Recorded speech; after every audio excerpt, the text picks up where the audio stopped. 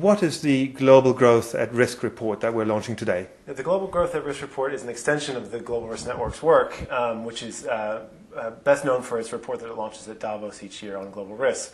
This is looking specifically at the companies, regions, and industries that are driving the last 10 years of global growth and looking at the next 10 years and what kinds of issues might put that trend at risk.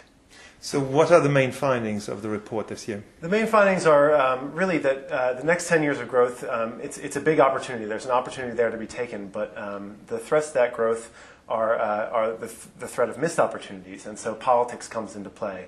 Whereas maybe global wealth and welfare might be threatened enormously by climate change, for example, the challenge of climate change might actually present some opportunities for growth. So we're looking at it from a different perspective.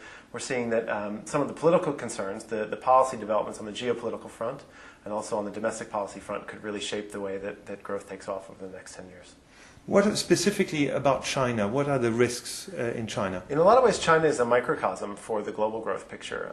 One of the big issues, obviously, is the vulnerability of the Chinese economy to an economic downturn elsewhere, specifically the United States. Obviously, this is something that's been very serious concern over the last month as there's been the downturn in the U.S. housing market.